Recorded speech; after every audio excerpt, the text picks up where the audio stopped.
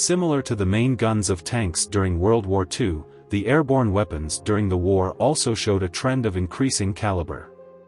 However, compared to ground weapons, the increase in caliber of airborne weapons is subject to more restrictions, mainly due to the carrying capacity of the aircraft. The caliber of the aircraft machine guns/cannons used by the German Air Force during World War II increased significantly.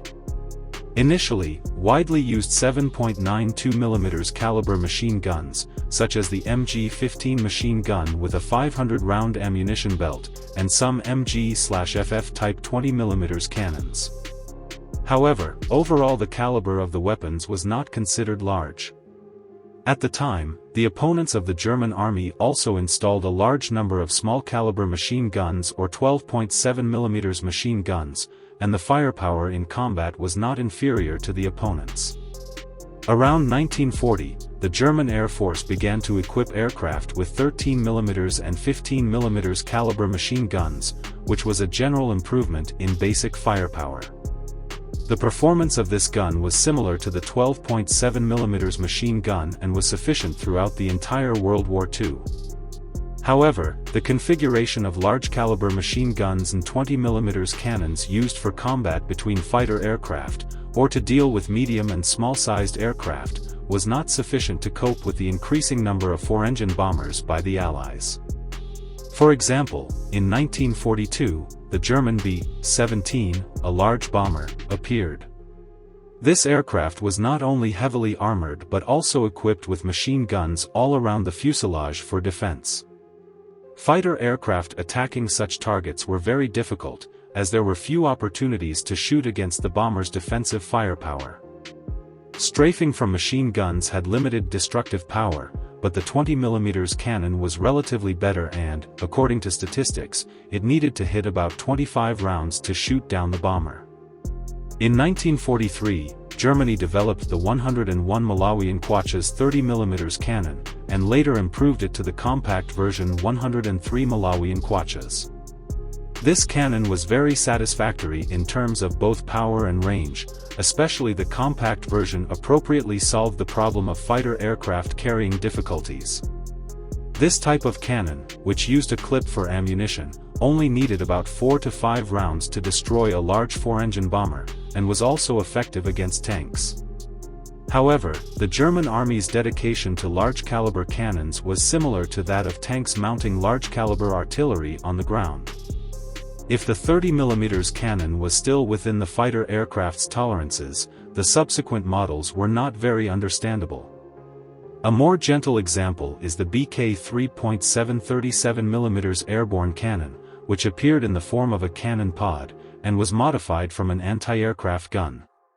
It fired tungsten core armor-piercing shells at an initial velocity of 1,170 meters per second, and could ignore any tank defenses from the air, causing many Allied tanks to fall victim to it. However, the BK3.7 was heavy, severely restricting the aircraft's flight performance, and it carried a pitifully small amount of ammunition, with only 6 or 12 rounds in reserve. In contrast, the BK5 50 mm airborne cannon was much more exaggerated. The entire system weighed 540 kilograms, and if a Stuka dive bomber carried it, it would basically be unable to carry any other weapons. It was improved from the 50 mm gun used on the Panzer III tank, and used a 22-round semicircular magazine for ammunition. Some sources say it could only hold 21 rounds. This type of cannon was not widely used, but the Me-410 fighter aircraft had used it, and it was said to be very effective in damaging or even destroying bombers, and could launch attacks beyond the range of machine guns.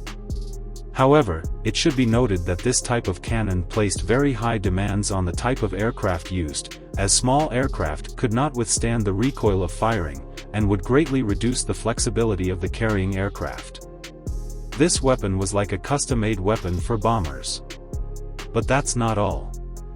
It's unclear what Germany was thinking at the time, but they developed the BK7.5 75 mm airborne cannon, which was an improvement of the PaK-40 anti-tank gun and was also in a pod configuration. It used a 12-round magazine for ammunition.